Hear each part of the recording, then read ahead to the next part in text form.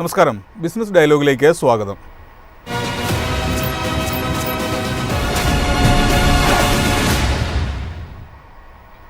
ഇന്ത്യയിലെ സ്കൂളുകൾ ലോകോത്തര നിലവാരത്തിലേക്ക് ഉയർത്താനായി കേന്ദ്ര സർക്കാർ പ്രഖ്യാപിച്ച പദ്ധതിയാണ് PM ശ്രീ. ഈ പദ്ധതി പ്രകാരം തെരഞ്ഞെടുത്ത സ്കൂളുകൾക്ക് വൻ സാമ്പത്തിക സഹായം ലഭിക്കും. എന്നാൽ കേരളം ഉൾപ്പെടെയുള്ള ചില സംസ്ഥാനങ്ങൾ ഈ പദ്ധതിയെ ശക്തമായി എതിർക്കുന്നു. കേരളത്തിൻ്റെ എതിർപ്പിന് പിന്നിൽ സാമ്പത്തികവും രാഷ്ട്രീയവുമായ കാരണങ്ങളുണ്ട്. ചെലവിൻ്റെ 40% സംസ്ഥാനം വഹിക്കണമെന്ന നിബന്ധന നിലവിൽ മികച്ച രീതിയിൽ പ്രവർത്തിക്കുന്ന കേരളത്തിൻ്റെ പൊതുവിദ്യാഭ്യാസ മേഖലയ്ക്ക് ഒരു അധിക ബാധ്യതയാണോ, അതോ ദേശീയ വിദ്യാഭ്യാസ നയം നടപ്പാക്കാനുള്ള ഒരു മറ മാത്രമാണോ ഈ പദ്ധതി? പദ്ധതിയിൽ ചേരാതിരിക്കുന്നത് വഴി സംസ്ഥാനത്തെ വിദ്യാർത്ഥികൾക്ക് സാമ്പത്തിക നേട്ടങ്ങൾ നഷ്ടമാവുകയാണോ? ഈ വിഷയമാണ് ഇന്ന് ബിസിനസ് ഡയലോഗ് ചർച്ച ചെയ്യുന്നത്.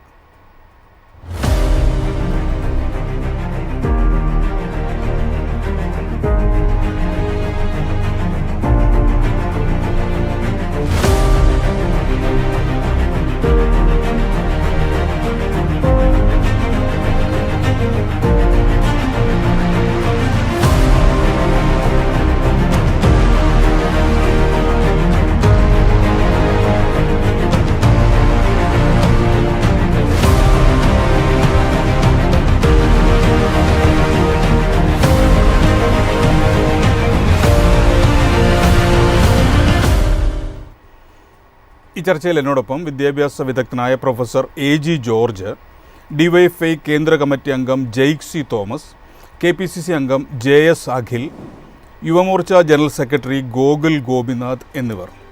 ആദ്യം ശ്രീ ജെയ്ക്സി തോമസ്, കേന്ദ്രത്തിൻ്റെ വിദ്യാഭ്യാസ നയം കേരളത്തിൽ അടിച്ചേൽപ്പിക്കുന്നതിന് CPM ആദ്യം മുതൽ എതിർത്തിരുന്നു. എന്നാൽ ഇപ്പോൾ ഈ നിലപാട് മാറ്റത്തിൻ്റെ കാരണം സാമ്പത്തികം മാത്രമാണോ? അല്ല, യഥാർത്ഥത്തിൽ PM ശ്രീ പദ്ധതിയെ സംബന്ധിച്ച് ആമുഖമായി ഇവിടെ നടത്തിയ ചില പ്രതികരണങ്ങളോട് തന്നെ എനിക്ക് വിയോജിപ്പുണ്ട്. PM ശ്രീ പദ്ധതി വഴി കേരളത്തിലെ സ്കൂളുകൾ അല്ലെങ്കിൽ ഇന്ത്യയിലെ സ്കൂളുകൾ കോടാനുകൂടി വലിയ വിഹിതം ലഭിക്കുക വഴി അന്താരാഷ്ട്ര നിലവാരമുള്ള സ്കൂളാക്കി പരിവർത്തനം ചെയ്യാൻ പര്യാപ്തമായ തുക പദ്ധതിയിലുണ്ട് എന്നുള്ളതിനോട് തന്നെ വിയോജിപ്പുണ്ട്. കാരണം ഇപ്പൊ കേരളത്തിന്റെ തന്നെ പൊതുസ്ഥിതി എടുത്താൽ ബ്ലോക്ക് പഞ്ചായത്തുകൾക്ക് കീഴെ 2 സ്കൂളുകൾ വീതമാണ്. അതായത് 332 സ്കൂളുകളായിരിക്കും പദ്ധതി നടപ്പിലാക്കിയാൽ PM ശ്രീയുടെ ഭാഗമായി മാറുക. പരമാവധി ലഭിക്കാൻ സാധ്യതയുള്ള തുക എന്ന് പറയുന്നത് 1 കോടി മുതൽ 2 കോടി വരെയുള്ള തുകയാണ്. അതിൽ തന്നെ 40% സംസ്ഥാന ഗവൺമെന്റും 60% യൂണിയൻ ഗവൺമെന്റും. ഈ നിലയിലാണ് പദ്ധതിയുടെ പണത്തിന്റെ വിഹിതം. ഇപ്പോൾ തന്നെ കേരളത്തിൽ തിരഞ്ഞെടുക്കപ്പെട്ട ഇടതുപക്ഷ ജനാധിപത്യ മുന്നണി സർക്കാർ കിഫ്ബി വഴി 10,000 കോടി രൂപയുടെ വലിയ വികസന പ്രവർത്തനങ്ങൾക്കാണ് സർക്കാർ സ്കൂളുകൾ പ്രത്യേകിച്ച് അതിന് നേതൃത്വമായിട്ടുള്ളത്. അതിൽ തന്നെ നമുക്ക് കാണാൻ കഴിയും 500 കുട്ടികൾക്ക് മുകളിലുള്ള കേരളത്തിലെ ഏതു സർക്കാർ സ്കൂളിലും 1 കോടി രൂപയിലധികം വരുന്ന തുക ഇതിനോടകം സംസ്ഥാന സർക്കാർ മാത്രമായി ചെലവഴിച്ചു കഴിഞ്ഞിരിക്കുന്നു. അന്താരാഷ്ട്ര നിലവാരത്തിലേക്ക് ഉയർത്തപ്പെട്ട കേരളത്തിലെ 140 മണ്ഡലങ്ങളുടെയും സർക്കാർ സ്കൂളുകൾക്ക് കോൺഗ്രസ്, BJP, CPIM വ്യത്യാസമില്ലാതെ തന്നെ 5 കോടിയിലധികം തുകയുടെ വികസന പ്രവർത്തനങ്ങൾ നടത്തപ്പെട്ടു കഴിഞ്ഞു. 3 കോടി രൂപയിലധികം വരുന്ന വികസന പ്രവർത്തനങ്ങൾ കിഫ്ബി മുഖാന്തരം അതിനുശേഷമുള്ള സ്കൂളുകൾ നടത്തപ്പെട്ടു കഴിഞ്ഞിരിക്കുന്നു. അപ്പോൾ PM ശ്രീ വഴി ലഭിക്കാൻ സാധ്യതയുള്ള നാമമാത്രമായ കോടികളല്ല കേരളത്തിന്റെ പ്രശ്നം എന്ന് പറയുന്നത്. PM ശ്രീയെ മുൻനിർത്തി കേരളത്തിൽ സർവശിക്ഷാ അഭിയാൻ പദ്ധതിയുടെ ഭാഗമായി ജോലിയെടുക്കുന്ന 1000 വരുന്ന അധ്യാപകർ, അനധ്യാപകർ, ജീവനക്കാർ, ഇവരുടെ ശമ്പള വിഹിതത്തിൽ 1000 വരുന്ന കോടി രൂപയാണ് നിർഭാഗ്യവശാൽ യൂണിയൻ ഗവൺമെന്റ് പിടിച്ചു വെച്ചിരിക്കുന്നത്.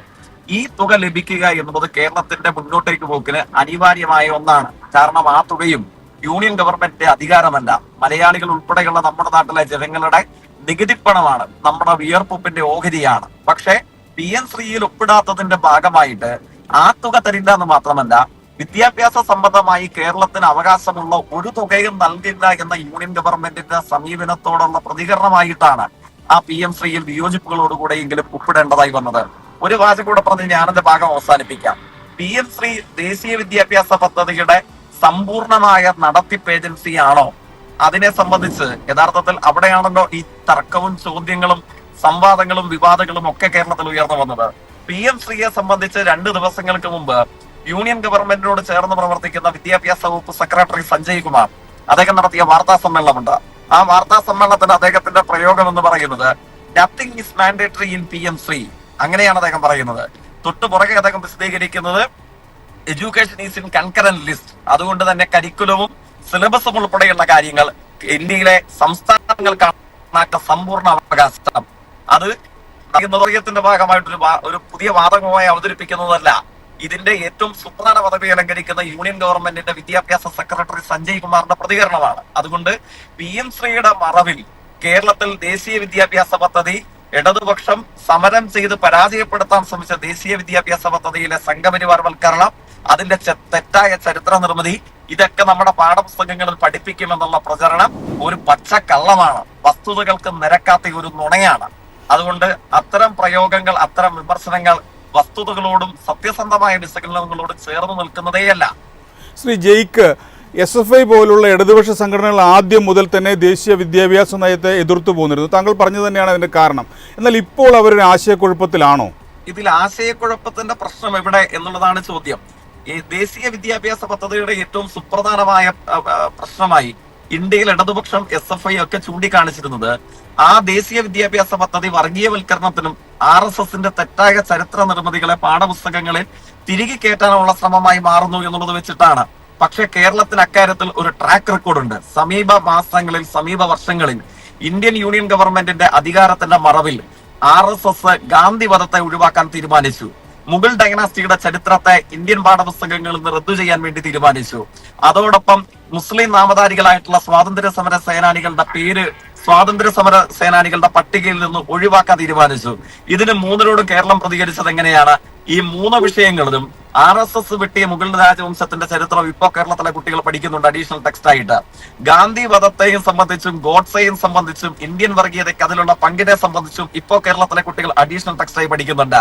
ഗവർണറുടെ അധികാര പദവിയുടെ പരിമിതി എന്ത്, സംസ്ഥാന സർക്കാരിന്റെ അധികാര പദവിയുടെ വലിപ്പം എത്ര, അതിനെ സംബന്ധിച്ച് ഇപ്പോൾ അഡീഷണൽ ടെക്സ്റ്റ് ബുക്കായി നമ്മുടെ നാട്ടിലെ കുട്ടികൾ പഠിക്കുന്നുണ്ട്. ചുരുക്കി വിശദീകരിച്ചാൽ RSS തങ്ങളുടെ രാഷ്ട്രീയ അജണ്ടയുടെ ഭാഗമായി ഇന്ത്യൻ പാഠപുസ്തകങ്ങളിൽ നിന്ന് വെട്ടിക്കളയാൻ ശ്രമിച്ച ചരിത്രത്തിന്റെ വസ്തുതകൾ, വിശകലനങ്ങളൊക്കെ കേരളത്തിലെ കുട്ടികൾ ആത്മാഭിമാനത്തോടുകൂടെ പഠിക്കുന്നുണ്ട്. എന്തുകൊണ്ട് അതിന് കേരളത്തിൽ കഴിയുന്നു എന്ന് വെച്ചാൽ, നേരത്തെ ഉന്നത വിദ്യാഭ്യാസ സെക്രട്ടറി ആയിട്ടുള്ള സഞ്ജയ് കുമാർ വിശദീകരിച്ചതുപോലെ ഈ സിലബസ് രൂപീകരണവും കരിക്കുലവും ഒക്കെ സംസ്ഥാന വിഷയങ്ങളാണ്. ഇപ്പോഴും പരിമിതികളോടുകൂടെയെങ്കിലും വിദ്യാഭ്യാസ രംഗം കൺകറന്റ് ലിസ്റ്റിലാണ്. ആ PM ശ്രീ പദ്ധതിയിൽ മാൻഡേറ്ററി ആയി ഒന്നുമില്ല എന്നുള്ള അദ്ദേഹത്തിന്റെ പ്രഖ്യാപനവും പ്രതികരണങ്ങളും ഈ പശ്ചാത്തലത്തിൽ പ്രസക്തമാകുന്നു. ശരി, വ്യക്തമാണ് ജയ്ക്ക്. ഞാൻ താങ്കളിലേക്ക് മടങ്ങി വരാം. ശ്രീ JS അഖിൽ, കേന്ദ്ര വിദ്യാഭ്യാസ നയത്തോട് കോൺഗ്രസിന് എതിർപ്പുണ്ടോ?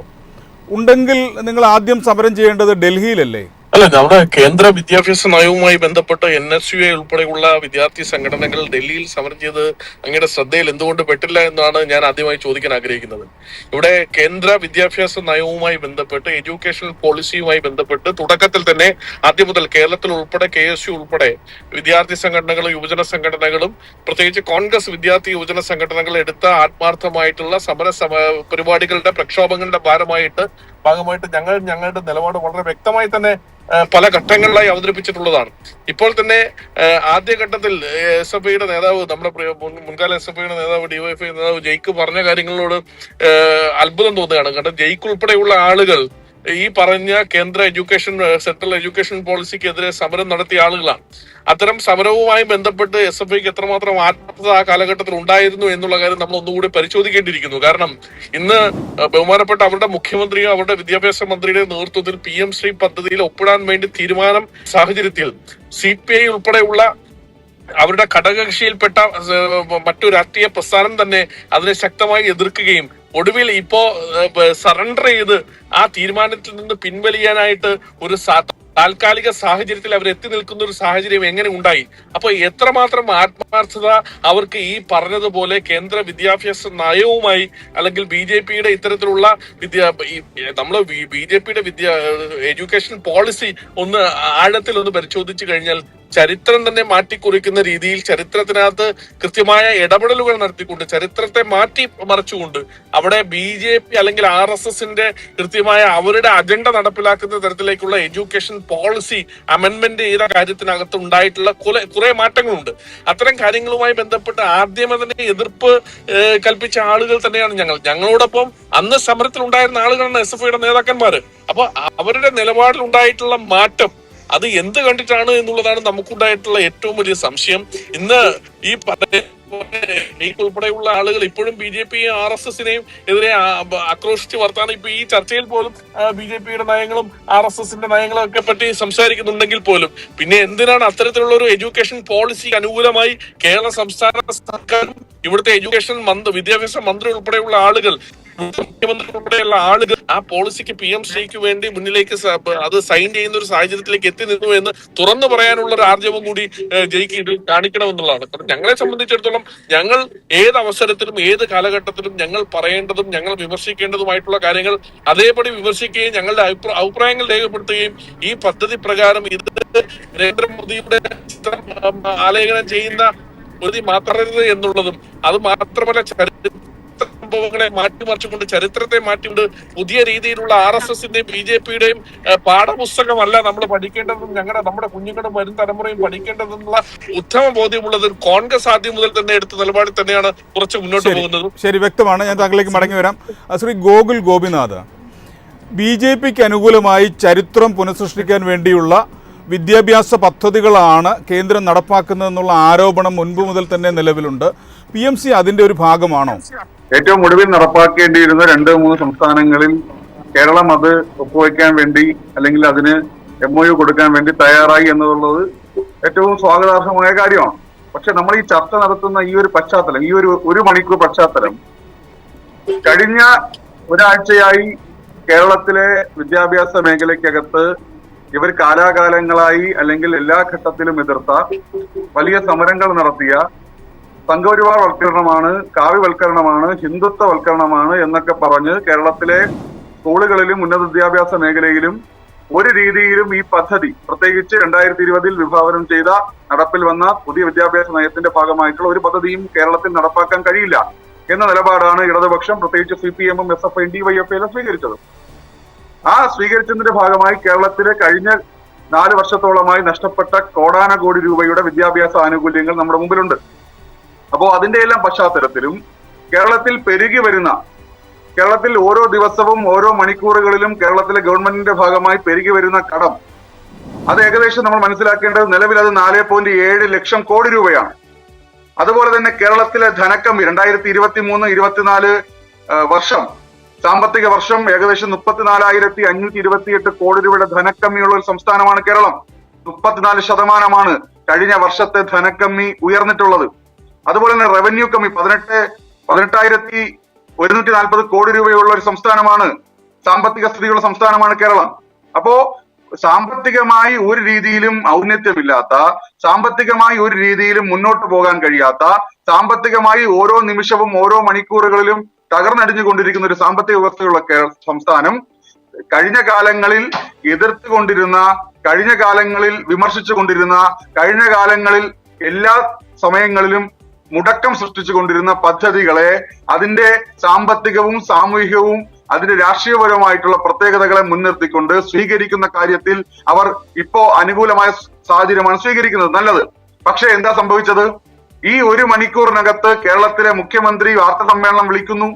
വാർത്താ സമ്മേളനം വിളിച്ചിട്ട് എന്താ പറയുന്നത്? കേരളത്തിൽ PM ശ്രീ പദ്ധതി നടപ്പാക്കുന്നതിൽ, അതിന്റെ നടപ്പിൽ വരുത്തുന്നതിൽ, അതിന്റെ കാര്യങ്ങൾ പരിശോധിക്കുന്നതിൽ 7 അംഗ മന്ത്രി സംഘത്തെ, മന്ത്രിസഭാ ടീമിനെ പ്രഖ്യാപിക്കുന്നു എന്ന രീതിയിലേക്ക് മുഖ്യമന്ത്രി വാർത്താ സമ്മേളനം വിളിച്ച് പറയുകയാണ്. അപ്പോ ഇവർ ഒരു ഘട്ടത്തിൽ എതിർക്കും, പിന്നീട് അത് സ്വീകരിക്കും, വീണ്ടും അത് മാറ്റി പറയും. പക്ഷെ ഇതിനെല്ലാം ബാധ്യതപ്പെടുന്നത്, ഇതിനെയെല്ലാം ഈ തരത്തിലുള്ള വച്ചുമാറലുകളും ഈ തരത്തിലുള്ള വ്യത്യസ്ത അഭിപ്രായങ്ങളും ഈ തരത്തിലുള്ള ഉരുണ്ട് കളിക്കലുകളും ഒക്കെ ബാധിക്കുന്നത് ഈ നാട്ടിലെ കുട്ടികളെയാണ്, വിദ്യാർത്ഥികളെയാണ്, വിദ്യാഭ്യാസ മേഖലയെയാണ്. കേരളത്തിൽ 1,468 കോടി രൂപ 5 വർഷം കൂടുമ്പോൾ ലഭിക്കേണ്ട പദ്ധതിയാണ് ഈ പറയുന്ന PM ശ്രീ പദ്ധതി. കേരളത്തിലെ ഓരോ ബ്ലോക്കിനകത്തും 2 സ്കൂളുകൾ, ഒരു പ്രൈമറി സ്കൂളും അതുപോലെ തന്നെ ഒരു ഹയർ സെക്കൻഡറി സ്കൂളും ഈ പദ്ധതിയുടെ ഭാഗമായി മാറണം. എന്താ PM ശ്രീ പദ്ധതി? ഇത് ഒരു ഘട്ടത്തിൽ ഇത് നടപ്പാക്കി അവസാനിക്കാൻ പോകുന്ന ഒരു പദ്ധതിയാണോ? PM ശ്രീ പദ്ധതിയുടെ ഭാഗമായി കേരളത്തിലെ ഓരോ ബ്ലോക്ക് പ്രദേശങ്ങളിലും വരുന്ന 2 PM ശ്രീ സ്കൂളുകൾ എന്ന് പറയുന്നത് ആ നാട്ടിലെ, ആ പ്രദേശത്തെ, ആ ബ്ലോക്ക് പ്രദേശത്തെ ഒരു PM ശ്രീയുടെ മോഡൽ സ്കൂളുകളാണ്, മാതൃകാ സ്കൂളുകളാണ്. ഈ മാതൃകാ സ്കൂളുകളുടെ വിദ്യാഭ്യാസപരവും സാമൂഹികവും അതിന്റെ അക്കാഡമിക് ആയിട്ടുള്ള എല്ലാ രീതിയിലുമുള്ള മാറ്റവും ഉയർച്ചയും കണ്ടുകൊണ്ട് ആ മാതൃകാ സ്കൂളുകളെ ഉദാഹരിച്ചുകൊണ്ട് അതിനെ ആ പദ്ധതിയെ ഏറ്റെടുക്കാൻ മറ്റുള്ളവർ തയ്യാറായി വരുന്ന ഒരു രീതിയിലേക്കാണ് ഈ സ്കീം, ഈ പദ്ധതി ഈ രാജ്യത്ത് നടപ്പാക്കുന്നത്. ശരി, ഈ രാജ്യത്ത് നമ്മൾ മനസ്സിലാക്കേണ്ടത് ഏകദേശം 14,500 സ്കൂളുകളിൽ പദ്ധതി നടപ്പാക്കാൻ വേണ്ടി തീരുമാനിച്ചിട്ടുണ്ട്. പക്ഷെ എന്താ ഇവിടെ സംഭവിച്ചത്? ഇന്ന് എന്താ സംഭവിച്ചത്? CPI എന്ന് പറയുന്ന LDFന്റെ ഘടകകക്ഷി എതിരായത് കൊണ്ടാണോ ഈ പറയുന്ന ബഹുമാനായിട്ടുള്ള കേരളത്തിന്റെ മുഖ്യമന്ത്രി ഈ പദ്ധതിയിൽ നിന്ന് മലക്കം പറയാൻ വേണ്ടി തീരുമാനിച്ചത്? ഈ ഒരാഴ്ചക്കകത്ത് എത്ര വട്ടം സമസ്തയുടെ മുഖപത്രം ഈ പദ്ധതിക്കെതിരെ വിമർശനം ഉന്നയിച്ചുകൊണ്ട് വാർത്തകൾ എഴുതി? ഈ ബഹുമാനായിട്ടുള്ള നമ്മുടെ ഈ ചർച്ചയിൽ പങ്കെടുക്കുന്ന പാനലിസ്റ്റ് ശ്രീ ജെയ്ക്സി തോമസിനെ DYFI അടക്കമുള്ള ആളുകളെ, സംഘടനകളെ വിമർശിച്ചുകൊണ്ട് ഈ പറയുന്ന പ്രസംഗങ്ങൾ എഴുതിയില്ലേ? അപ്പോ സമസ്ത വാളെടുത്താൽ, സമസ്ത വടിയെടുത്താൽ ഏത് പദ്ധതിയെയും ജനങ്ങൾക്ക് ഉപകാരപ്പെടുന്നതാണെങ്കിൽ പോലും അതിൽ നിന്ന് പിൻവലിയുന്ന, അതിനെ വീണ്ടും എതിർക്കുന്ന രീതിയിലേക്ക് കേരളത്തിലെ രാഷ്ട്രീയവും സാമൂഹികവുമായ അവസ്ഥ മാറുകയാണ്. ശരി ഗോകുൽ, ഞാൻ താങ്കളിലേക്ക് മടങ്ങി വരാം. ഞാൻ പ്രൊഫസർ AG ജോർജിലേക്ക് ഒന്ന് പോവാണ്. Professor AG George, PM Shri നടപ്പാക്കുന്നതുകൊണ്ട് കേരളത്തിൻ്റെ വിദ്യാഭ്യാസ മേഖലയിൽ ഉണ്ടാകുന്ന പ്രധാനപ്പെട്ട മാറ്റങ്ങൾ എന്തൊക്കെയാണ്? ജെയിംസ്, ഇത് രണ്ട് തരത്തിൽ ഇതിനെ കാണണം എന്നാണ് എനിക്ക് അഭിപ്രായമുള്ളത്. ഈ പദ്ധതിക്ക് രണ്ട് വശങ്ങളുണ്ട്. ഒന്ന് രാഷ്ട്രീയ വശമാണ്, രണ്ട് അക്കാദമിക വശമാണ്. ഞാൻ രാഷ്ട്രീയ വശത്തെക്കുറിച്ച് പറയാൻ ഉദ്ദേശിക്കുന്നില്ല, കാരണം അത് പറയാനായി നിയോഗിക്കപ്പെട്ട 3 ആളുകൾ എന്നോടൊപ്പം ഈ ചർച്ചയിൽ പങ്കെടുക്കുന്നുണ്ട്. ഞാൻ ഒരു വിദ്യാഭ്യാസ രംഗത്ത് 3 ദശാബ്ദ കാലത്തിലേറെ പ്രവർത്തിച്ച ഒരാളെന്ന രീതിയിൽ ഇതിന്റെ അക്കാദമിക വശത്തെയും ജെയിംസ് ചോദിച്ച ചോദ്യത്തിന്റെ പരിസരത്ത് നിന്നുകൊണ്ട് പറയാനാണ് ശ്രമിക്കുന്നത്. ജെയിംസ്, ഇത് ഗുണപരമായിട്ടുള്ള ഒരു വർധനവുണ്ടാക്കുക എന്ന ലക്ഷ്യത്തോടു കൂടി തന്നെയാണ് ദേശീയ വിദ്യാഭ്യാസ നയം 2020 പ്രഖ്യാപിക്കപ്പെട്ടത്. നമുക്കറിയാം, ഇന്ത്യയുടെ സ്വാതന്ത്ര്യാനന്തര ചരിത്രം പരിശോധിക്കുമ്പോൾ ധാരാളം കമ്മീഷനുകൾ നിയോഗിക്കപ്പെട്ടിട്ടുണ്ട്. ഡോക്ടർ രാധാകൃഷ്ണൻ കമ്മീഷൻ മുതൽ ഇങ്ങോട്ട് പോത്താരി കമ്മീഷൻ, അങ്ങനെ നിരവധി കമ്മീഷനുകൾ പറഞ്ഞ് ശുപാർശ ചെയ്തതിന്റെ അടിസ്ഥാനത്തിൽ കാലാകാലങ്ങളിൽ ദേശീയ വിദ്യാഭ്യാസ നയം രൂപീകരിക്കപ്പെട്ടിട്ടുണ്ട്. 1986 ബഹുമാന്യനായ രാജീവ് ഗാന്ധി അധികാരത്തിലിരുന്നപ്പോഴാണ് നാഷണൽ പോളിസി ഓൺ എഡ്യൂക്കേഷൻ എന്ന പേരിൽ ഒരു ദേശീയ വിദ്യാഭ്യാസ നയം അല്ലെങ്കിൽ പദ്ധതി ആവിഷ്കരിച്ച് ഏറ്റവും ഒടുവിൽ നടപ്പാക്കിയത്. അതിനുശേഷം അനേക വർഷങ്ങൾ പോയി. അതിനകം ഒരുപാട് മാറ്റങ്ങൾ ചെറിയ തോതിലൊക്കെ ഉണ്ടായിട്ടുണ്ടെങ്കിലും ഒരു സമഗ്രമായിട്ടുള്ള ഒരു പദ്ധതിയാണ് ബഹുമാനപ്പെട്ട രാജീവ് ഗാന്ധി അധികാരത്തിലിരുന്നപ്പോൾ കൊണ്ടുവന്ന. അദ്ദേഹത്തിന് കാരണം യുവ ജനതയുടെ ഒരു വളർച്ചയെ കുറിച്ചൊക്കെ നല്ല ദർശനമുള്ള ഒരു ക്രാന്തദർശിയായ ഭരണകർത്താവായതുകൊണ്ട് ആധുനികവൽക്കരണം അനിവാര്യമാണ്, വിദ്യാഭ്യാസ മേഖലയിൽ സാങ്കേതികമായിട്ടുള്ള വികാസം അനിവാര്യമാണ് എന്നൊക്കെ ബോധ്യപ്പെട്ടതുകൊണ്ടാണ് അദ്ദേഹം അങ്ങനെ ഒരു പോളിസി കൊണ്ടുവന്നത്. അപ്പൊ ഈ ദേശീയ വിദ്യാഭ്യാസ പ്രൊഫസർ താങ്കളിലേക്ക് വേഗത്തിൽ മടങ്ങി വരാം. ശ്രീ ജയ്ക്ക്, PM ശ്രീയിൽ ചേരുന്നതിൽ സംസ്ഥാനത്ത് ഉയരുന്ന ആശങ്കകൾക്ക് കാരണം എന്താണ്? BJP സർക്കാർ മുന്നോട്ട് വയ്ക്കുന്ന ദേശീയ വിദ്യാഭ്യാസ നയം നടപ്പാക്കേണ്ടി വരും എന്നുള്ളത് മാത്രമാണോ? ശ്രീ ജയ്ക്ക്, ഇത് സംസ്ഥാനത്തിൻ്റെ വിദ്യാഭ്യാസപരമായ സ്വയംഭരണ അവകാശത്തെ ബാധിക്കുമെന്ന് കരുതുന്നുണ്ടോ? അങ്ങനെ ബാധിക്കില്ല എന്നുള്ളത് തന്നെയാണല്ലോ ഈ പ്രതികരണങ്ങളിൽ നിന്ന് നമുക്ക് വ്യക്തമാകുന്നത്. അപ്പോ അങ്ങനെ ബാധിക്കുന്ന ഒരു അന്തരീക്ഷം ഉണ്ടായിരുന്നെങ്കിൽ RSS ഇന്ത്യയിലെമ്പാടും വെട്ടിക്കളഞ്ഞ ഗാന്ധി വധവും ആ ഗാന്ധിയെ കൊന്ന ഗോഡ്സെയും കുറിച്ചുള്ള പാഠഭാഗം ഇപ്പൊ നമ്മുടെ നാട്ടിലെ കുട്ടികൾ പഠിക്കുന്നുണ്ടല്ലോ, അത് അവർക്ക് പഠിക്കാൻ കഴിയുമായിരുന്നു. RSS ഇന്ത്യയിലെമ്പാടും വെട്ടിക്കളഞ്ഞ മുഗൾ രാജവംശത്തിന്റെ ചരിത്രം ആത്മാഭിമാനത്തോടുകൂടി ഇപ്പൊ നമ്മുടെ മലയാളത്തിൽ കുട്ടികൾ പഠിക്കുന്നുണ്ടല്ലോ, അതങ്ങനെ പഠിപ്പിക്കാൻ കഴിയുമായിരുന്നു. RSS ഒഴിവാക്കിയ മലബാർ സമരത്തിലെ മുസ്ലിം നാമധാരികളായിട്ടുള്ള ഇന്ത്യൻ സ്വാതന്ത്ര്യ സമര പോരാളികൾ, അവരുടെ പേരും ചരിത്രവും കേരളത്തിലെ കുട്ടികൾ പഠിക്കുന്നില്ലേ? അത് നമുക്ക് നമ്മുടെ നാട്ടിൽ പഠിപ്പിക്കാൻ കഴിയുമായിരുന്നു. RSS ഒഴിവാക്കാൻ ആഗ്രഹിച്ച ഗവർണർ എന്ന സംഘപരിവാർ രാഷ്ട്രീയത്തിന്റെ വർത്തമാനകാല ദാസ്യവേല ചെയ്യുന്നയാൾ, ആ പദവിയുടെ പ്രത്യേകതയും പരിമിതിയെയും കുറിച്ച് കേരളത്തിലെ കുട്ടികൾ പഠിക്കുന്നില്ലേ? അത് ഇവർ ആഗ്രഹിക്കും വിധമായിരുന്നു കാര്യങ്ങൾ നടന്നിരുന്നതെങ്കിൽ അത് പഠിപ്പിക്കാൻ കഴിയുമായിരുന്നു. അപ്പൊ കേരളം ഇതിനകം തന്നെ പരിമിതികളോടുകൂടി ഒരു സംസ്ഥാനത്തിന് സംഘപരിവാരത്തിനെതിരെ എന്ത് ബദൽ സാധ്യമാണ് എന്നുള്ളത് ഇന്ത്യയെ മതനിരപേക്ഷതയെ പഠിപ്പിക്കാൻ കേരളത്തിന് നിലവിൽ കഴിയുന്നുണ്ട്. ആ കരുതലും കരുത്തും മുമ്പോട്ടേക്ക് പോകുമെന്ന് തന്നെയാണ് വിദ്യാഭ്യാസ മന്ത്രിയും അതിനെ സംബന്ധിച്ച് പഠനവും അവഗാഹവുമുള്ള ആളുകളും വ്യക്തമാക്കുന്നത്. ശരി, വ്യക്തമാണ്. ശ്രീ ഗോകുൽ ഗോപിനാഥ്, ഈ പദ്ധതിയിൽ ചേരാത്തത് വഴി കേരളത്തിന് നഷ്ടമാകാവുന്ന വലിയ ഒരു കേന്ദ്ര ഫണ്ട് അതിനെക്കുറിച്ചുള്ള താങ്കളുടെ അഭിപ്രായം എന്താണ്? അല്ല, ഈ സ്വാഭാവികമായിട്ടും അത് ഈ പദ്ധതി മാത്രമല്ലല്ലോ. ഇപ്പോ PM ഉഷ എന്ന് പറയുന്ന ഒരു പദ്ധതി നമ്മുടെ ഉന്നത വിദ്യാഭ്യാസ മേഖലയിലുണ്ട്, കോളേജ് വിദ്യാഭ്യാസ മേഖലയിൽ. അത് ആദ്യഘട്ടത്തിൽ സംസ്ഥാന സർക്കാർ നടപ്പാക്കില്ല, അതും പുതിയ വിദ്യാഭ്യാസ നയത്തിന്റെ ഭാഗമാണ് എന്ന് പറയുകയും പിന്നീട് നടപ്പാക്കുകയും ചെയ്ത കാര്യങ്ങളാണ്. ഞാൻ ആമുഖമായി ഒരു കാര്യം പറയട്ടെ. ഈ കേരളത്തിൽ പുതിയ വിദ്യാഭ്യാസ മേഖലയുടെ ഭാഗമായിട്ട്, പുതിയ വിദ്യാഭ്യാസ നയത്തിന്റെ ഭാഗമായിട്ട് 2021 മുതൽ എല്ലാ കാലത്തും പറയുന്ന ഒരു വാക്കാണ്, ഇതോടെ നടപ്പാകില്ല. എന്റെ ബഹുമാനനായിട്ടുള്ള സഹപാനലിസ്റ്റ് CPM-ന്റെ പ്രതിനിധിയോട് ചോദിക്കുകയാണ്, കേരളത്തിൽ MPhil കോഴ്സുകൾ നിലവിൽ ഏതെങ്കിലും യൂണിവേഴ്സിറ്റികളിൽ, സർവകലാശാലകളിൽ പഠിപ്പിക്കുന്നുണ്ടോ? കേരളത്തിൽ FLUGP കോഴ്സുകൾ നടപ്പാക്കുന്നില്ലേ? കേരളത്തിൽ പ്രൊഫസർ ഓഫ് പ്രാക്ടീസ് എന്ന് പറയുന്ന ഒരു പുതിയ പദ്ധതി അധ്യാപന മേഖലയിൽ കൊണ്ടുവന്നത് കേരളത്തിലല്ലേ? അത് ഈ പുതിയ വിദ്യാഭ്യാസ മേഖലയുടെ ഭാഗമായിട്ടല്ലേ? അപ്പോ ഇവർ ഒരു രീതി, അതുപോലെ തന്നെ നമ്മുടെ 4 വർഷ ഡിഗ്രി കോഴ്സുകൾ, UG കോഴ്സുകൾ കേരളത്തിൽ നടപ്പാക്കുന്നില്ലേ? ഇത് NEP-യുടെ ഭാഗമായിട്ടുള്ള പരിവർത്തനമല്ലേ, പരിഷ്കാരമല്ലേ? അപ്പോ നിങ്ങൾ എവിടെയാണ് NEP നടപ്പാക്കിയിട്ടില്ല, LEP നടപ്പാക്കില്ല എന്ന് കേരളത്തിൽ പറയുന്നത് എന്നുള്ളത് നിങ്ങൾക്കൊരു ചോദ്യമായി ഞാൻ പറയുകയാണ്. അപ്പോ നല്ല കാര്യങ്ങൾ നിങ്ങൾ ഉൾക്കൊള്ളുന്നതിൽ സന്തോഷമേ ഉള്ളൂ. നല്ല കാര്യങ്ങൾ കേരളത്തിൽ നടക്കാൻ പാടില്ല, സംസ്ഥാന സർക്കാർ നടപ്പാക്കാൻ പാടില്ല എന്ന അഭിപ്രായമൊന്നും ഭാരതീയ ജനതാ പാർട്ടിക്കോ ഗവൺമെന്റിനോ ഇല്ല. നിങ്ങൾ നടപ്പാക്കണം. അതുപോലെ തന്നെ കോൺഗ്രസിന്റെ പ്രതിനിധി വന്നിരുന്ന്, അല്ലെങ്കിൽ കോൺഗ്രസിന്റെ പ്രതിനിധികൾ വന്നിരുന്ന ചർച്ചകളിലെല്ലാം പറയുന്നത് ഞങ്ങൾ ഇത് NEP എതിർക്കുന്നു, അല്ലെങ്കിൽ PM ശ്രീ എതിർക്കുന്നു. ഇവിടെ രാജസ്ഥാനിലും ഛത്തീസ്ഗഡിലും അതുപോലെ തന്നെ കർണാടകയിലും തെലങ്കാനയിലും ഒക്കെ ഇത് നടപ്പാക്കിയതാരാ? കോൺഗ്രസ് അല്ലേ? അപ്പൊ നിങ്ങൾ നടപ്പാക്കി, നല്ല കാര്യം.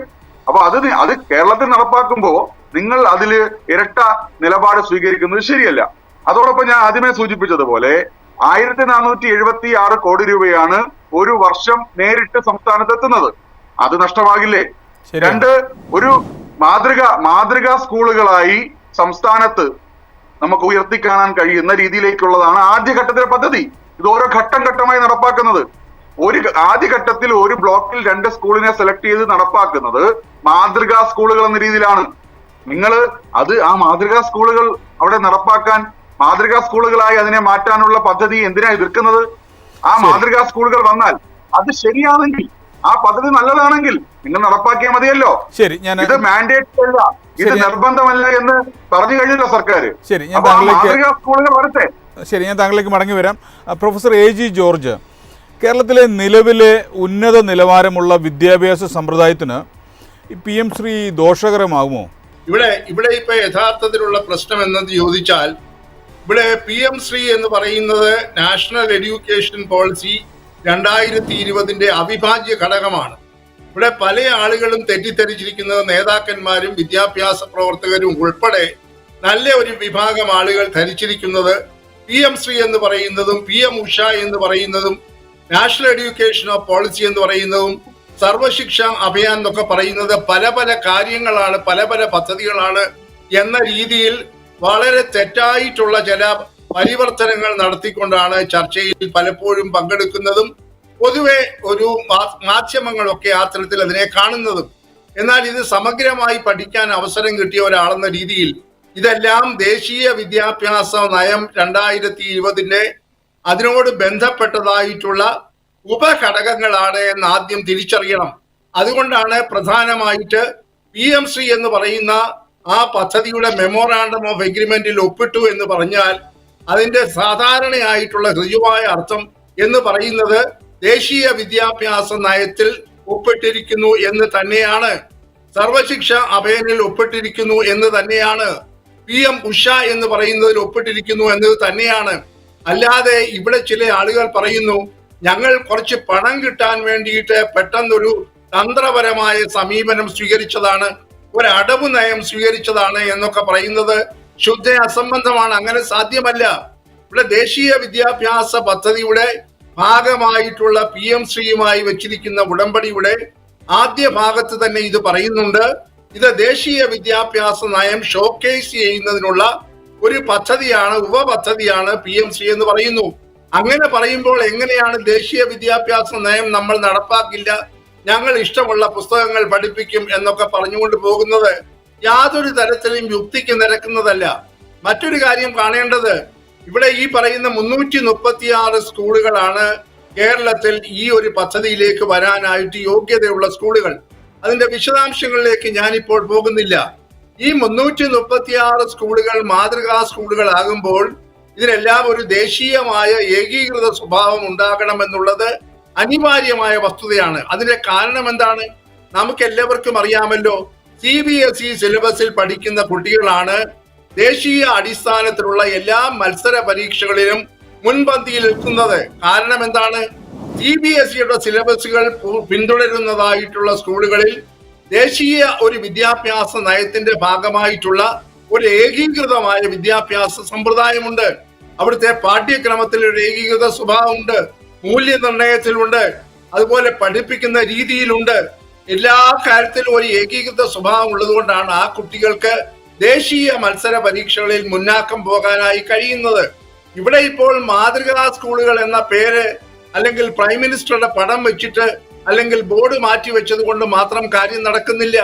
ദേശീയ വിദ്യാഭ്യാസ നയത്തിന്റെ ഭാഗമായിട്ടുള്ള NCERT പ്രകാരമുള്ള സിലബസുകൾ അതേപടി കാലാകാലങ്ങളിൽ വരുത്തുന്ന വ്യത്യാസം അനുസരിച്ച് പഠിപ്പിക്കുന്നെങ്കിൽ മാത്രമേ അവിടെ പഠിക്കുന്ന കുട്ടികൾക്ക് പ്രയോജനം ഉണ്ടാവുകയുള്ളൂ. അല്ലാതെ കുറെ ഇൻഫ്രാസ്ട്രക്ചറൽ ഡെവലപ്മെന്റ് ഉണ്ടാക്കിയിട്ട് കളിസ്ഥലം ഉണ്ടാക്കി അല്ലെങ്കിൽ ലബോറട്ടറി ഉണ്ടാക്കി ലൈബ്രറി ഇതൊക്കെ അനിവാര്യമാണ്, അത് വികസിപ്പിക്കേണ്ടതും അനിവാര്യമാണ്.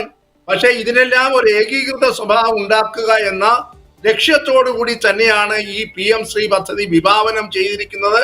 അതുകൊണ്ട് ഇന്നല്ലെങ്കിൽ നാളെ ഇതിനകത്ത് ഒപ്പിട്ട് കഴിഞ്ഞാൽ ഈ പറയുന്ന ഏകീകൃത സ്വഭാവം അനുസരിച്ചുള്ള പാഠ്യക്രമത്തിനും മൂല്യനിർണയത്തിനും അധ്യാപന രീതിക്കും ഒക്കെ നമ്മൾ വഴങ്ങി കൊടുക്കേണ്ടി വരും എന്ന കാര്യത്തിൽ യാതൊരു തർക്കവും വേണ്ട. മാത്രവുമല്ല, ഇവിടെ ഒരു ചോദ്യം കൂടെ ചോദിക്കാനുണ്ട്. ഇവിടെ ഇപ്പോൾ 2022 സെപ്റ്റംബർ മാസം 7-ാം തീയതിയാണ് PM ശ്രീ പദ്ധതി ആദ്യം തുടങ്ങിയത്. ഇപ്പോൾ ഏതാണ്ട് 3.5 വർഷം കഴിഞ്ഞിരിക്കുന്നു. താങ്കൾക്കറിയാമെന്ന് വിചാരിക്കുന്നു, ഇതൊരു പഞ്ചവത്സര പദ്ധതിയാണ്. 2027 മാർച്ച് 31-ാം തീയതി ഇത് അവസാനിക്കും. ഇനി 1.5 വർഷം കൂടി മാത്രമേ ഒരു അക്കാഡമിക് ഇയറും ഈ അക്കാഡമിക് ഇയറിന്റെ പകുതി മാത്രമേ ശേഷിച്ചിട്ടുള്ളൂ. എന്തുകൊണ്ടാണ് ഈ 3.5 വർഷക്കാലം ഇത് നടപ്പാക്കാൻ കേരളത്തിലെ സർക്കാർ വൈമുഖ്യം കാട്ടിയത്? എന്തുകൊണ്ടത് നടപ്പാക്കിയില്ല? ഇപ്പോൾ ബഹുമാനപ്പെട്ട പൊതുവിദ്യാഭ്യാസ മന്ത്രി വിലപിക്കുകയാണ്, നമുക്ക് 1158.13 കോടി രൂപയുടെ നഷ്ടമുണ്ടായി. ആരാണ് ഇതിന് ഉത്തരവാദികൾ എന്ന് വെളിപ്പെടുത്തണം. ആ നഷ്ടം പരിഹരിക്കുന്നതിന് വേണ്ടി അവസാന നിമിഷം ഇങ്ങനെ ഒപ്പിട്ടാലും മുൻകാല പ്രാബല്യത്തോടുകൂടി ഇതിനുള്ള പണം ലഭിക്കുകയില്ല. കുടിശ്ശിക നഷ്ടപ്പെട്ടത് തന്നെ. എന്നിട്ട് പറയുകയാണ് ഇപ്പോൾ ഉടനെ തന്നെ നമുക്ക് ഏതാണ്ട് 971 കോടി രൂപ ലഭിക്കും. അവിടെയും ഒരു കാര്യം കാണണം, 60.40 എന്ന് പറയുന്ന അനുപാതത്തിൽ വരുമ്പോൾ ഇതിന്റെ 40 ഭാഗം അല്ലെങ്കിൽ 40 എന്ന് പറയുന്ന ഭാഗം ശതമാനം ഈ സർക്കാർ വഹിക്കണം. ഇത് വഹിച്ച് ഇതിന്റെ യൂട്ടിലൈസേഷനും മറ്റുമൊക്കെ യഥാവിധം സർക്കാരിനെ കേന്ദ്ര ഗവൺമെന്റിനെ ബോധ്യപ്പെടുത്തിയാൽ മാത്രമേ ഇതിന്റെ പണം ലഭിക്കുകയുള്ളൂ എന്നൊരു കാര്യം കൂടെ കാണേണ്ടതായിട്ടുണ്ട്. അപ്പോൾ ഇതിനെ സമഗ്രമായ ഒരു പദ്ധതിയായി കണ്ട് കേന്ദ്ര സർക്കാർ പറയുന്ന നിബന്ധനകൾ അക്ഷരം പ്രതി പാലിച്ചെങ്കിൽ മാത്രമേ ഈ ഒരു പദ്ധതി പൂർണ്ണമായി നടപ്പാക്കിയെന്ന് കേന്ദ്ര ഗവൺമെന്റ് അംഗീകരിക്കുകയുള്ളൂ. അല്ലാതെ കുറെ പണം ഞങ്ങൾക്ക് തരണം, ഞങ്ങൾ ഇതെല്ലാം നടപ്പാക്കിക്കൊള്ളാമെന്നൊന്നും പറഞ്ഞാൽ കേന്ദ്രത്തിൽ ഇരിക്കുന്ന ആളുകൾ ആ തരത്തിൽ വിഡ്ഢികളാണ് എന്ന് അഭിപ്രായപ്പെടാൻ സാമാന്യ ബുദ്ധിയുള്ളവർക്ക് സാധ്യമല്ല. അതുകൊണ്ട് ഈ 1.5 വർഷക്കാലം നീ ഒരു കാര്യം കൂടെ നോക്കണം, എങ്ങനെയാണ് ഈ വരുന്ന ഒരു 3-4 മാസങ്ങൾക്കകം ഈ പറയുന്ന 336 സ്കൂളുകളെ തെരഞ്ഞെടുക്കുക? അതിന് പ്രത്യേകമായ മാനദണ്ഡമുണ്ട്. ആ മാനദണ്ഡങ്ങളെല്ലാം ഉപയോഗിച്ചുകൊണ്ട് ഈ സ്കൂളുകളെ തെരഞ്ഞെടുക്കുന്നത് പ്രായോഗികമായി ഒരു നീണ്ട പ്രക്രിയയാണ്. ആ പ്രക്രിയയൊക്കെ പൂർത്തീകരിക്കുമ്പോഴത്തേന് ഇവിടെ തദ്ദേശ സ്വയംഭരണ തെരഞ്ഞെടുപ്പായി 6 മാസം കഴിയുമ്പോൾ ഈ ഗവൺമെന്റിന്റെ കാലാവധി പൂർത്തിയായി നിയമസഭാ തെരഞ്ഞെടുപ്പിലേക്ക് പോകും. എങ്ങനെയാണ് ഇത്രയും വലിയൊരു ബൃഹത്തായ പദ്ധതി ഈ തരത്തിൽ പൂർത്തീകരിക്കാൻ കഴിയുന്നത് എന്നതിനെ കുറിച്ചുകൂടെ ഉത്തരവാദപ്പെട്ട ഇരിക്കുന്ന ആളുകൾ പ്രായോഗിക ബുദ്ധിയോടുകൂടി ഉത്തരം പറയേണ്ടതായിട്ടുണ്ട്. അതല്ലാതെ ഇന്ത്യൻ നോളജ് സിസ്റ്റം എന്ന് പറയുന്ന ഒരു സിസ്റ്റം കൊണ്ടുവരാനായിട്ടുള്ള ഒരു നിഗൂഢ ശ്രമമായി മാത്രം ഇതിനെ പരിമിതപ്പെടുത്തി കണ്ടു കഴിഞ്ഞാൽ ഇതിന്റെ ഉദ്ദേശ ലക്ഷ്യങ്ങൾ ഒരിക്കലും ആവുകയില്ല എന്നതാണ് പരമമായിട്ടുള്ള യാഥാർത്ഥ്യം. പ്രൊഫസർ ജോർജ്, ഇത് കേരളത്തിന്റെ വിദ്യാഭ്യാസ മേഖലയിൽ, കേരളത്തിന്റെ വിദ്യാഭ്യാസ നിലവാരത്തിലും മറ്റും എന്ത് മാറ്റം കൊണ്ടുവരുമെന്നാണ് താങ്കൾ കരുതുന്നത്? ജെയിംസ്, ഞാൻ പറഞ്ഞല്ലോ, ഇത് വിദ്യാഭ്യാസ നിലവാരത്തിൽ ഉയർച്ച ഉണ്ടാവും. ഇത് കേരളത്തിന് വേണ്ടി മാത്രമുള്ള പദ്ധതിയല്ല ജെയിംസേ, ഇത് ഇന്ത്യക്ക് ആകമാനമുള്ള പദ്ധതിയാണ്. അതിന്റെ മുദ്രാവാക്യം തന്നെ ഇന്ത്യയിൽ ആകമാനമുള്ള സ്കൂൾ വിദ്യാഭ്യാസത്തിന്റെ ഗുണനിലവാരം ഉയർത്തണം എന്നുള്ളതാണ്. അപ്പോൾ സ്വാഭാവികമായി കേരളത്തിലെ വിദ്യാഭ്യാസത്തിന്റെ നിലവാരം ഉയരുമെന്ന കാര്യത്തിൽ യാതൊരു തർക്കവുമില്ല. പക്ഷെ അത് ഉയരണമെന്നുണ്ടെങ്കിൽ പറയുന്ന കുറെ പുസ്തകങ്ങൾ അവർ മാറ്റിവെച്ചപ്പോൾ അത് വേറൊരു പുസ്തകമായി കുത്തിക്കെട്ടി അതും കൂടെ പഠിപ്പിച്ചു കഴിഞ്ഞാൽ അങ്ങനെ കാര്യങ്ങൾ നടന്നു പോകത്തില്ല. അതുകൊണ്ടാണ് ഞാൻ തുടക്കത്തിൽ പറഞ്ഞത്, ദേശീയ വിദ്യാഭ്യാസ നയപ്രകാരമുള്ള NCERT സിലബസ് പഠിപ്പിക്കുന്ന നമ്മുടെ ഇപ്പൊ തന്നെ കേരളത്തിൽ 47 സ്കൂളുകൾ ഈ പദ്ധതിയിൽ വന്നിട്ടുണ്ട്. അത് മുഴുവൻ കേന്ദ്രീയ വിദ്യാലയങ്ങളും നവോദയ വിദ്യാലയങ്ങളുമാണ്. അവിടെയെല്ലാം അക്ഷരം പ്രതി അവർ CBSE സിലബസ് പഠിപ്പിക്കുന്നു. അവിടുത്തെ കുട്ടികൾ മത്സര പരീക്ഷയിൽ മുന്നാക്കം പോകുന്നു. അങ്ങനെ ഒരു ഗുണനിലവാരം ഉണ്ടെങ്കിൽ, അതിനോട് കിടപിടിക്കുന്ന രീതിയിൽ പോകണമെന്നുണ്ടെങ്കിൽ നമ്മളും ആ പാഠ്യക്രമവും അധ്യാപന രീതിയും മൂല്യനിർണയവും അതുപോലെ സിലബസ് പരിഷ്കരണവും ഒക്കെ നടത്തിയെങ്കിൽ മാത്രമേ മതിയാവുകയുള്ളൂ. വാശിക്ക് വേണ്ടി എടുത്തുകളഞ്ഞ മഹാത്മാഗാന്ധിയുടെ മരണം നമ്മൾ കൊച്ചുപുസ്തകമായി വേറെ ഇറക്കി, അല്ലെങ്കിൽ മുഗൾ ഭരണത്തെ കുറിച്ചുള്ള പുസ്തകം വേറെ ഇറക്കി എന്ന് പറഞ്ഞത് കൊണ്ട് മാത്രം കാര്യമാകില്ല. തീർച്ചയായും അത് പഠിക്കണം, നേരായ മാർഗത്തിൽ പഠിക്കണം. വക്രീകരിക്കപ്പെടുന്ന ചരിത്രം പഠിക്കാൻ പാടില്ല. അതുപോലെ പ്രാധാന്യമുള്ള സംഭവങ്ങൾ വിസ്മരിക്കപ്പെടാൻ പാടില്ല.